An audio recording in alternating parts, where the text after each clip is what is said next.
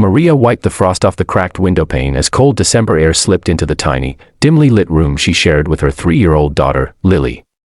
The world outside sparkled with Christmas lights, but inside, their world was dull, hungry, and silent.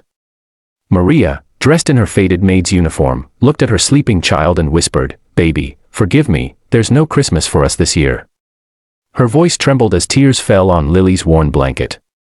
She had spent every penny she earned buying medicine for Lily's cough and had nothing left, not for gifts, not for food, not even for warmth. She hugged her little girl close, her heart breaking as the echoes of laughter from wealthy homes nearby reminded her how far away hope felt. The next morning, Maria buttoned up her uniform and hurried to the mansion where she worked. The tall iron gates of the Anderson estate opened slowly, revealing a house glowing with garlands, lights, and joy. Inside, the scent of roasted turkey and cinnamon filled the air, and cheerful music played. Maria smiled politely as she entered, but her eyes betrayed exhaustion. Her boss, Mr. Anderson, a stern millionaire who recently lost his wife, barely noticed her. His heart had turned cold after tragedy, and he often stayed distant. Maria cleaned silently, her thoughts wandering to Lily, who was waiting alone at home with only a cold stove for company. Later that evening, Maria found herself dusting near the grand staircase when she heard laughter from upstairs, Mr. Anderson's guests celebrating. She whispered to herself, "Even their laughter sounds expensive." Just then, her phone buzzed. It was a message from her neighbor, "Lily's coughing badly again." Panic filled Maria's eyes. She ran outside, wrapping her shawl tight, whispering prayers against the icy wind. When she reached home, Lily lay weakly on the bed, her tiny hands cold. Maria gathered her up, rocking her gently. "I'm so sorry, baby. Mama promised you a Christmas tree, but," she broke down, her sobs echoing in the silence. She didn't know that behind her small home's cracked window, a figure stood in the snow, Mr. Anderson. He had followed her that evening, curious after hearing her name mentioned by a guest praising her hard work. He had also overheard her faint voice before she left the mansion, whispering that haunting line, "Baby, forgive me, there's no Christmas for us." Something inside him stirred. Watching her cry over her child through the frosty glass, he felt something he hadn't felt in years, compassion.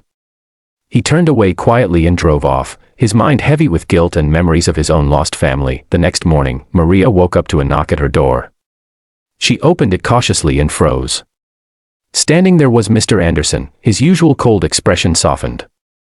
Behind him was a delivery truck stacked with boxes, food, toys, and warm clothes. "Good morning, Maria," he said gently. "I overheard what you said last night." Maria's eyes widened in panic, ashamed that her boss had seen her pain. "I'm sorry, sir," she whispered. "I didn't mean for anyone to," but he raised a hand. "You have nothing to be sorry for. I should be the one apologizing. I never realized the people who serve me every day might be fighting silent battles." He stepped inside, placing a wrapped gift near Lily's bedside. The little girl's eyes lit up as she reached for it. "Merry Christmas, sweetheart," he said softly. Maria's tears flowed freely, but this time they weren't from sorrow. "Sir, I can't accept this," she said shakily. "You already pay me," but Mr. Anderson smiled, a genuine, warm smile that melted the winter cold. "Maria, Christmas isn't about payment. It's about love, forgiveness, and hope. You gave your child all three. Let me help you give her the rest." For the first time, laughter filled the tiny home. The tree sparkled in the corner, gifts surrounded it, and Lily's giggles echoed through the room. Maria couldn't stop thanking him, but Mr. Anderson simply nodded, his eyes misty. "You reminded me what Christmas really means," he said quietly. "You gave me back something I'd lost, a reason to care again."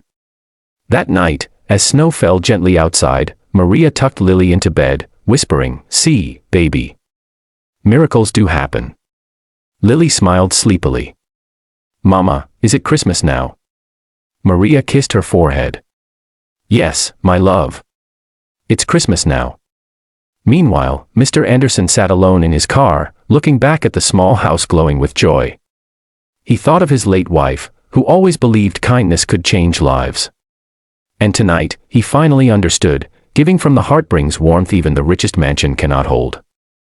Sometimes, miracles don't come wrapped in gold, they come in the form of compassion, when someone decides to listen, to care, and to love. This Christmas, let's remember, no act of kindness is ever too small to change a life. If this story touched your heart, make sure to subscribe, because more heartwarming stories are coming your way. Let's spread love, one story at a time.